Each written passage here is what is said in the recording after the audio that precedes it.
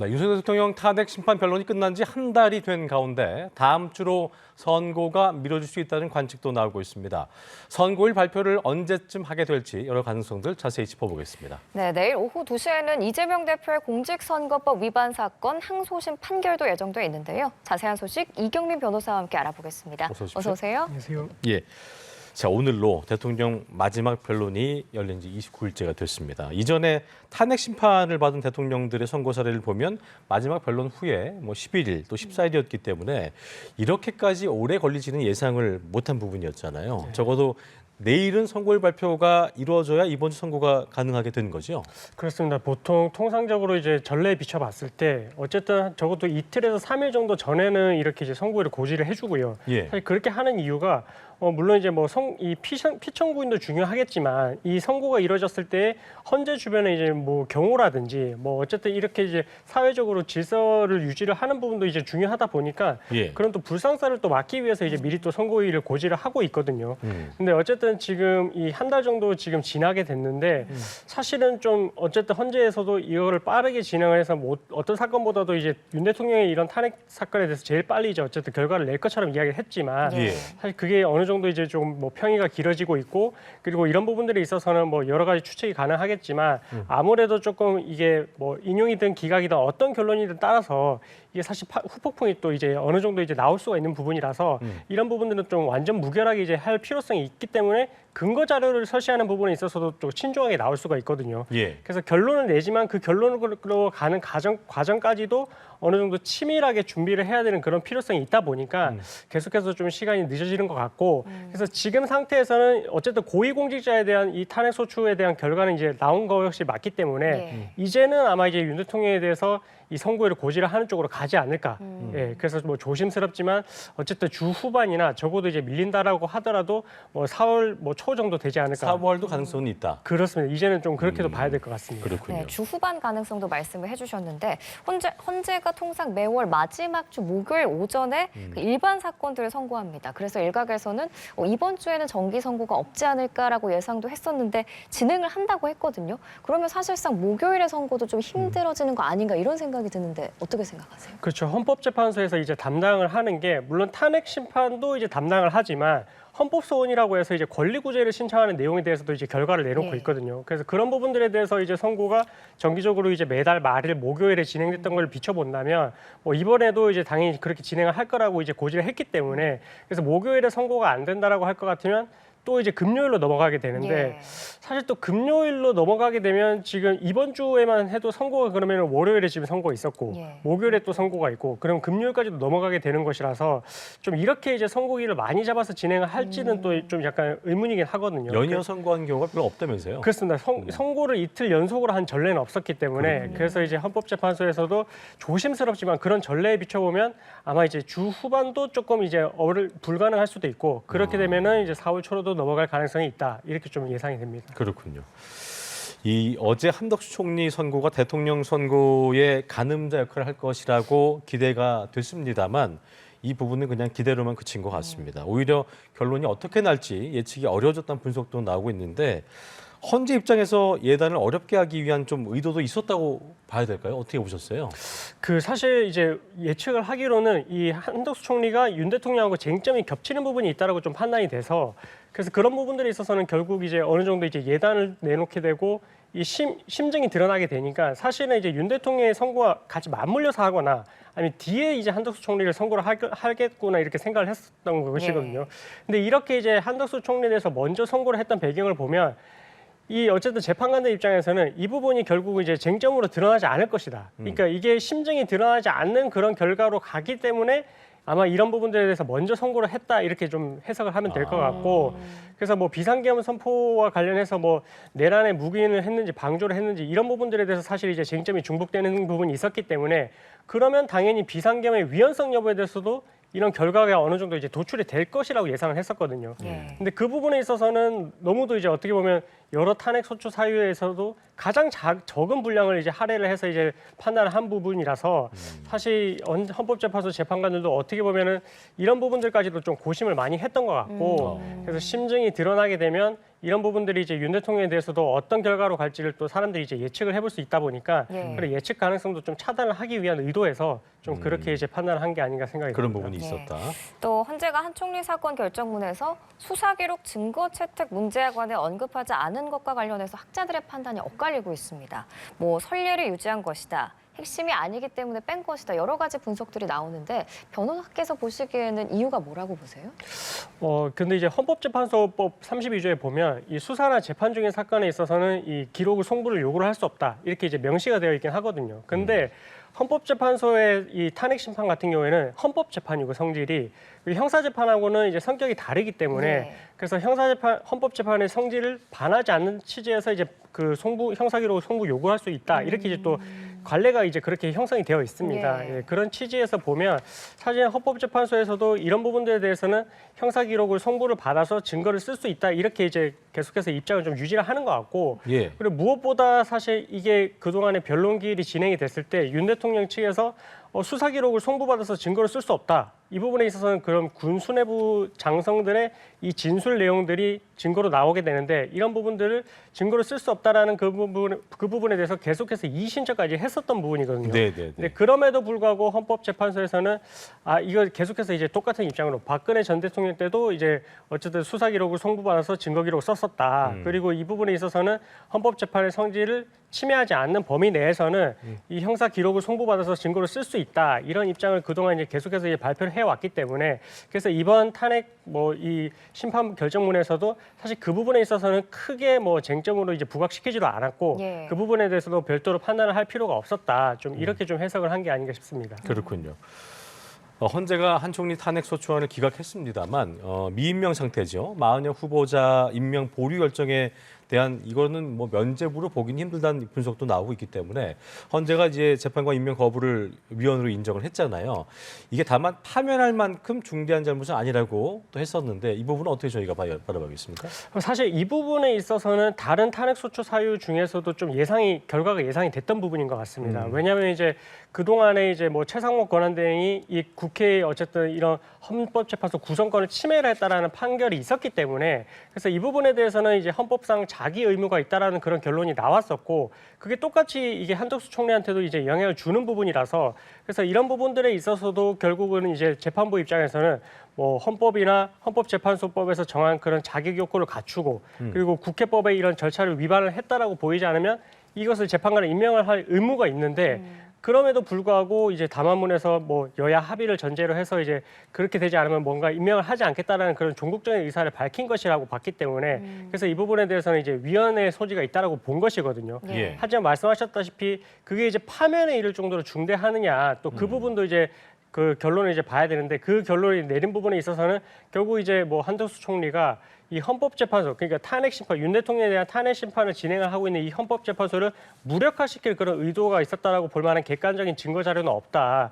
그래서 그런 증거가 없기 때문에 지금 단계에서는 파면에 이를 정도로 중대한 법 위반이 있다라고 보기는 어렵다. 이렇게 이제 결론을 낸 것이라서 그래서 이 위헌 위법적인 부분은 당연히 이제 지금 결과에서도 이전에 이제 그 만약 재판관을 임명을 하지 않은 부분에 대해서 똑같이 이제 결과가 똑같이 이어졌다라고 보시면 될 것 같고 그래서 그게 이제 중대할 정도로는 파면에 이를 정도의 중대한 그런 법 위반은 아니다 그런 정도의 결과로 간 것 같습니다. 하지만 민주당에서는 압박을 하고 있는 상황이기도 하고 이전에 이제 권한쟁의 심판에서 마은영 재판관 후보자 불임명한 것에 대해서 인용이 나왔었기 때문에 한 총리 입장에서 한 대행 입장에서는 좀 부담이 될 수도 있는 부분이라고 봐야겠죠. 그렇죠. 이게 헌법상 자기 의무를 부과를 시켰다라는 거는 이거를 하지 않았을 때는 사실 법적인 의무를 해태를 하고 있는 거거든요. 그러니까 이행을 하지 않고 있는 부분이기 때문에 그러면 우리가 이제 보통의 형법상에 있어서는 이런 부분도 직무유기로 고발을 할 수가 있습니다. 왜냐하면 법률상 의무가 생겼기 때문에. 그래서 헌법재판소의 이 결정에 의미가 있는 부분은 헌법재판소에서 법적인 의무가 있다는 걸 확인을 해준 것입니다. 물론 이제 확인을 해줬고 그거를 집행을 하는 부분에 있어서는 결국 이제 이 헌법재판소에서 집행 권한은 없기 때문에 강제로 언제까지 임명을 해야 된다 이런 결정을 할 수는 없지만 그래도 이제 한덕수 총리 입장에서도 한덕수 대행 입장에서도 이제는 이 재판관을 임명을 해야 되는 그런 헌법상 의무가 생겼고 그 의무를 이행을 하지 않게 되었을 때는 법적으로 또 이런 부분에 대해서 문제 제기를 할 수가 있고요. 그렇군요. 그리고 조심스럽지만 지금 뭐 탄핵에 대한 이야기도 또 나오고 있긴 하더라고요. 네네네. 뭐 야당 측에서는 그런 이야기 나오고 있는데 뭐 그런 부분들도 결국 이제 이 상태가 장기화된다라고 하면 그러면 이것도 이제 헌법의 수호 의무가 이 어떻게 보면은 이제 대통령 권한 대행에게도 있거든요. 그럼 그렇죠. 수호 의무가 있는데 그 부분에 대해서도 결국은 이렇게 계속해서 이제 미임명한 상태로 두게 되면 그럼 이 헌법 질서를 수호하고자 하는 그런 의사가 없는 거 아니냐. 뭐 이렇게도 해석될 수 있는 부분이어가지고 좀 앞으로 어떻게 될지는 좀 지켜봐야 될 것 같습니다. 그렇군요. 네, 대통령 탄핵 심판 선고일이 아직 정해지지는 않았습니다만 경찰의 대비 태세를 좀 살펴보면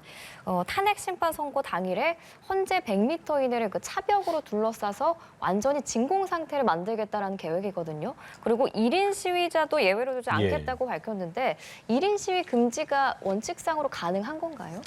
그러니까 이제 원래 헌법재판소 같은 경우에 100m 이내에서는 집회를 할 수가 없다라고 예. 되어 있습니다. 집회 시위 금지법에서 이제 금지를 하고 있는데 근데 예외적으로 허용이 되는 게 기자회견이라든지 아니면 1인 시위는 허용이 됩니다. 예, 허용이 법상 되긴 하는데 예. 근데 여기서도 또 예외적으로 이 시위나 뭐 아니면 뭐 기자회견이나 아니면 뭐 이런 1인 시위를 한다라고 했을 때 이게 만약에 폭행이나 아니면 손괴로 가거나 아니면 공공의 안전에 위협이 될 만한 그런 행동으로 나아갈 것이라고 예상이 되는 경우에는 예. 이 시위를 금지를 또 할 수가 있습니다. 아. 그래서 1인 시위까지도 이제는 막겠다, 선고일에는 막겠다라는 취지로 말을 한 것이고 결국은 이제 선고 날 그날 이제 어떤 결과가 되든 간에 어쨌든 후폭풍이 있을 것이라고 생각이 되니까 그런 부분들에 대해서 조금 미리 이제 경찰 입장에서도 좀 최대한 대응을 하기 위한 취지에서 이 1인 시위까지도 막겠다. 그렇게 이제 의지를 피력한 것 같습니다. 그렇군요. 예. 저희가 앞서 이제 방준혁 기자 연결해서 또 전국 농민회 총연맹이 2시부터 남태정에서 윤석열 대통령 탄핵 촉구하는 트랙터 상경 시위를 벌이고 있는데 법원이 이 트랙터 시위를 불허했잖아요. 트랙터 행진은 불허하고 사람 행진만 허용을 했는데 이런 판단 배경은 어떻게 좀 저희가 이해를 해야겠습니까? 재판부에서도 좀 고심을 한 게 어쨌든 이제 트랙터가 서울에 진입을 하는 순간 이게 이제 교통에 대해서도 마비가 올 수가 있거든요. 네. 그래서 교통에 대한 마비와 함께 이제 어쨌든 공공의 이익에 있어가지고 또 불이익을 가져올 수 있는 그런 행동이라고 할 것 같으면 그러면 이런 부분들에 대해서도 이제 제한을 할 수가 있는데 사실 이제 경찰 입장에서는 최초에 그냥 이 전농에서 이렇게 이제 시위를 한다는 자체, 그러니까 트랙터가 들어온다는 자체부터 이제 금지를 하는 그런 시위를 금지하는 통고를 했었습니다. 그러고 나서 이 부분에 대해서 이제 불복을 하면서 이제 다시 한번 재판부에서 판단을 했고 결국 예. 일부 인용을 해준 거거든요. 집행정지 신청에 대해서 일부 인용을 해준 것이라서 그래서 이제 뭐 트랙터가 들어오는 부분에 대해서는 이제 막았고 나머지 이제 뭐 안전한 방법으로서 이제 시위를 하는 것을 허용을 했기 때문에 예. 뭐 이 부분에 대해서는 충분히 이제 준수를 하셔야 되는 그런 의무가 발생을 했다라고 보면 될 것 같고요. 예. 결국은 이제 뭐 공공의 이익을 해야 하는 그런 가능성이 있다라고 판단이 된 부분에 대해서는 불허를 했다 이렇게 좀 해석을 하면 될 것 같습니다. 알겠습니다. 이 트랙터 시위를 주도한 전농 측이 법원에 즉시 항고장을 냈거든요. 그럼 이게 항고를 바로 하게 되면 법원 결정이 그때는 집행이 정지가 되는 건가요?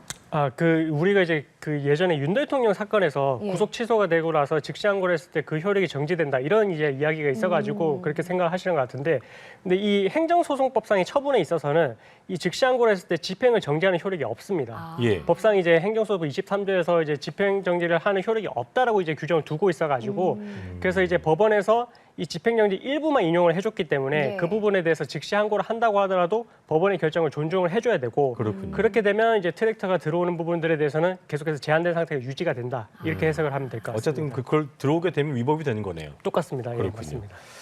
자, 주제를 좀 바꿔서 이재명 대표 얘기를 해보겠습니다. 내일 오후 2시에 이재명 더불어민주당 대표의 선거법 2심 선고가 예정이 돼 있습니다. 만약 2심에서 벌금 100만 원 이상이 나오게 된다면 이것도 뭐 앞으로 선거도 그렇고 많은 정치권의 파장을 일으킬 수 있다, 어떤 영향을 미칠 수 있다는 예상이 나오고 있는 상황인데 어떻게 된 건지 자세히 좀 짚어주시죠. 네, 우리가 이제 공직선거법에서 이 어느 형을 선고받느냐에 따라서 이게 피선거권이 상실되는 그 이제 연수가 달라지거든요.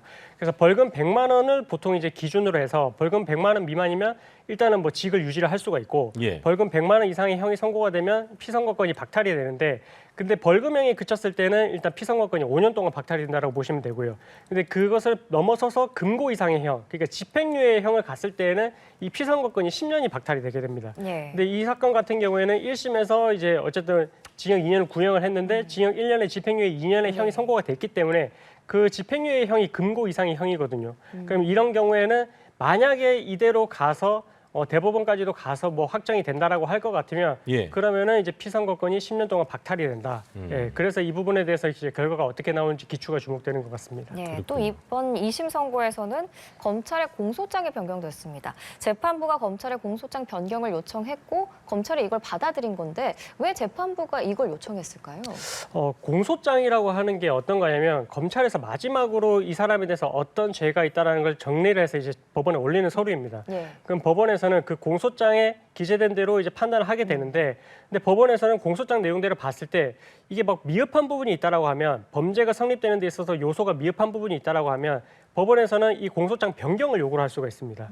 그럼 2심 재판부에서 이렇게 요구를 했다라는 것은 이재명 대표에 대해서 이런 허위 사실이 발언이 있었는데, 근데 그 동안의 공소장에는 이게 그 이제 시간 순서대로 이제 그때 당시에 이제 이재명 대표가 어떤 내용들의 그 이야기가 나왔었는지를 이제 언급을 해놨었는데 이번에 재판부에서는 그럼 이 발언 중에 허위가 어떤 부분이냐 그런 부분들을 구체적으로 이제 공소장에 정리를 하라고 한 것입니다. 예. 그럼 그런 부분들이 지금 정리가 된 상태로 이제 재판부에 이제 다시 정리가 됐기 때문에 그럼 재판부는 이 변경된 공소장을 기준으로 해서 유무죄 여부를 다시 한번 판단을 하게 되는 것이고 예. 예. 그래서 그 동안에 뭐 어떻게 보면은 그 국민의힘에서 이제 골프 친 사진을 그때 당시에 조작이 됐다라고 이야기를 했는데, 근데 조작이 됐다라는 게 그럼 이 부분에 있어서는 사실 발언은 없지 않습니까? 발언이라는 게 이제 선거인들이 생각을 할 때에는 이 1심 재판부에서 그때 판단을 하기로는 이 골프를 쳤다라는 게 사진이 조작이 됐으면 골프를 쳤다라는 부분이 허위이다 이렇게 이제 받아들였을 것이다. 재판부에서는 그렇게 이제 봐서 이제 판결을 선고를 했으니까 예. 2심 재판부에서는 그럼 이 골프를 친 사진이 조작됐다라는 부분, 이 부분에 대한 허위는 어떤 것을 말을 하는 것이냐 이렇게 이제 정정을 하라고 한 것이라서 예. 이게 사실 좀 공소장 변경이라는 게 사실 두 가지 갈래로 해석이 될 수 있거든요. 그러니까 이제 무죄를 뭐 유죄가 난 사건에 있어가지고 이 부분에 대해서 공소장이 뭐 원하는 대로 이제 변경이 되지 않으면 무죄로 갈 수도 있는 것이고 아니면은 이 유죄가 선고된 부분에 있어서 공소장 변경을 더 이제 요구를 하는 부분이 더 타이트하게 이게 뭐 흠결이 없도록 이렇게 확실하게 유죄를 선고하기 위한 취지에서도 이제 공소장 변경을 요구를 할 수 있어가지고 예. 그래서 이거는 사실 뭐 정치권에서는 뭐 본인들 입장에서 이렇게 해석을 하고 있는데 아전 인수의 해석을 하고 있긴 그렇습니다. 하죠. 예, 네. 그래서 어느 방향으로 가든 사실 결론은 나올 수 있는 부분이라서 이거를 반드시 뭐 유죄로 갈지 무죄로 갈지 이렇게 속단하기는 조금 이른 것 같습니다. 그러면 이번 2심에서 그 달라진 공소장 내용이 어느 쪽에 유리할지 이 부분이 굉장히 중요한 거네요. 그렇죠. 그래서 이제 그 부분이 사실은 이제 유죄로 갈지 무죄로 갈지가 중요한데, 근데 지금 공소장 변경을 요구를 했다는 그 액션만 가지고는 네. 이 그렇다고 해서 이게 우리가 이제 공소장이 지금 제대로 갖춰지지 않았기 때문에 공소장 변경을 요구를 한 것이고 그럼 갖춰지지 않았기 때문에 무죄로 가야 되는 거 아니야? 이런 것은 아니라는 겁니다. 이게 이제 공소장 변경을 요구를 했을 때 이 판결을 선고할 때 딱 우리가 여기에 이제 정정이 된 대로 이대로 이제 선고를 할 것이니까 그 내용대로 정리를 해달라 이런 취지로도 또 해석이 될 수 있어가지고 그래서 두 갈래로 해석이 될 수가 있고 공소장 변경을 요구를 한 부분은 지금 김문기 처장을 알았는지 몰랐는지 교유 행위가 있었는지 이 부분에 대한 부분에 한정이 된 것이고 나머지 뭐 백현동 부지의 용도 변경과 관련해서 그 부분에 대해서는 또 공소장 변경을 요구를 하지 않았거든요. 그래서 그런 취지에서 본다면 공소장 변경을 뭐 요구를 했다라고 해서 그 부분이 뭐 유죄가 뭐 무죄가 되고 이런 식으로 이제 반드시 달라진다고 이렇게 단정을 하기는 좀 어려울 것 같습니다. 저희가 기자연결 통해서 들었던 내용 중을 보면 항소심 재판부가 좀 중요하게 볼 부분이 이 대표가 당시 아까 말씀하셨던 그 부분 대선 당선을 목적으로 거짓으로 골프 발언을 한 건지 이거를 판단하는 부분이 가장 중요하다 좀 볼 수 있는 라고 볼 수 있겠습니까? 그렇죠. 이게 사실은 이제 그 사진이 조작됐다라는 그런 이제 의미로 이제 발언을 했는데 그 사실 발언은 그 사진이 뭐 내가 골프를 치지 않았다 이런 발언은 아니지 않습니까? 그 사진이 그냥 조작이 됐다라는 게 선거인들 입장에서는 어떻게 해석이 되느냐라고 해서 이제 그것이 이제 사진이 조작됐다라고 하면 내가 골프를 치지 않은 것이다라는 취지로 해석이 될 수 있다. 이렇게 해서 이제 판결을 선고를 한 것이라서 그럼 재판부 입장에서는 그런 부분들에 대해서 허위가 어떤 부분인지를 명확하게 이제 그 검찰에 이제 입증을 하라라는 식으로 이제 요구를 했던 거고 예. 그 검찰에서는 공소장 변경을 할 당시에 그럼 이 내용에 대해서는 골프를 치지 않았다는 걸로 이제 정정을 한 것이라서 그래서 그런 부분 측면에서는 어떻게 보면은 뭐 유죄 선고가 난 부분에 대해서 더 이제 뭐 유죄 심증을 또 내비치는 그런 부분으로도 해석이 될 여지도 있고 예. 아니면 나머지 부분에 있어서 이제 뭐 공소장 변경을 요구를 했던 부분이 제대로 그렇게 이제 뭐 정정이 되지 않는다면 변경이 되지 않는다면 그러면 이런 부분들에 있어서는 재판부 입장에서도 뭐 유죄를 쓰기에는 좀 부담스러우니 그러면 다시 이제 무죄로 간다든지 뭐 이렇게 바뀔 가능성도 생길 수 있습니다. 검찰이 결심 공판에서 이제 1심과 마찬가지로 같은 형을 구형했는데 변호사님 보실 때는 이게 감형될지 뭐 더 늘어날지는 말 수 없겠습니다만 흐름을 봤을 때 어떻게 좀 예상하시는지 들어보겠습니다. 사실 저 조심스럽긴 한데 일단은 그 1심하고 2심에서의 결과가 바뀌려면 사실 2심에서 뭔가 새로운 증거가 좀 현출이 돼야 됩니다. 예. 그러니까 2심에서 뭐 새로운 증인을 통해 가지고 뭔가 이제 1심하고 달라지는 그런 부분들이 발생을 해야만 이 원심 판결을 파기하고 다른 결과로 가게 되는데 근데 이재명 대표에 대한 지금 이 공선법 관련해서는 사실 2심에서 증인을 뭐 신청을 하기는 했지만 그 증언들이 이재명 대표한테 뭐 아주 유리한 증언이다 이렇게 좀 해석하기는 조금 쉽지는 않은 것 같거든요. 예. 그래서 그런 측면에서 본다면 뭐 양형 증인으로도 이제 그때 당시에 이제 양형 증인이라고 하는 거는 내가 이제 집행유예 형을 선고를 받았을 때 예. 어쨌든 이 이재명 대표 입장에서는 벌금 100만 원 미만으로 가는 것도 본인 입장에서는 피선거권이 유지가 되니까 그런 부분도 이익이지 않습니까? 그렇죠. 그래서 이런 부분들에 있어서는 양형 증인을 내세워서 내가 했던 발언이 그 정도의 파급력이 있지 않다. 그래서 이제 이런 부분들에 있어서도 나는 이제 뭐 이렇게까지 형이 선고될 사안은 아니었다. 벌금 100만 원 미만으로 선고를 해달라는 취지에서도 양형 증인을 내세운 것이라서 그렇군요. 그래서 뭐 조심스럽지만 이게 뭐 유죄가 된 부분이 무죄로 갈지 아니면 뭐 집행유예형이 벌금형으로 갈지 이렇게 좀 예상을 하기는 어려운데 근데 2심에서 그렇게 1심하고 달라지는 그런 부분들이 크지는 않았던 것 같다. 예, 좀 새로운 부분이 현출된 것은 크지는 않았던 것 같다. 좀 이렇게 저는 좀 말씀을 드릴 수 있을 것 같습니다. 네, 이제 만약에 조기 대선이 치러지게 될 경우 상고심이 진행되면 대법원이 대선 전에 그 결과를 내놓을지 이것도 굉장히 주목을 받고 있는데 그냥 원칙적으로 따졌을 때 선거법 재판 상고심은 언제 이루어져야지 맞는 거예요? 그러니까 원칙으로 따지게 되면 원심 선고일 기준으로 3개월 이내에 해야 됩니다. 3개월 이내입니까? 예, 3개월 이내. 그럼 이 원심은 항소심이거든요. 항소심. 그럼 항소심이면 이제 내일 선고가 난다라고 하면 내일 기준으로 이제 3개월 이내입니다. 6월 26일 뭐 요 정도. 그렇죠. 예, 그 안에가 돼야 되는데 근데 이제 뭐 조기 대선이 치러진다라고 하면은 사실은 이제 그 기간 안에 이게 선고가 될까라고 예상을 해본다면 사실 대법원에서 이제 그렇게까지 좀 빠르게 결과가 나오기는 현실적으로 좀 쉽지는 않고 그리고 이제 방어권 측면에서도 결국 이제 뭐 상고 이유서라든지 이렇게 이제 기록을 다시 한번 또 이제 검토를 하는 시간이 필요하거든요. 예. 그럼 그런 시간까지 고려를 한다면 사실상 뭐 우리가 공직선거법에서 633 원칙이라고 하는데 그 원칙이 지켜지기는 사실상 좀 어려울 것 같다. 이렇게 좀 말씀드릴 수 있을 것 같습니다. 알겠습니다. 자, 지금까지 이경민 변호사와 자세한 내용 짚어봤습니다. 오늘 말씀 고맙습니다. 잘 들었습니다.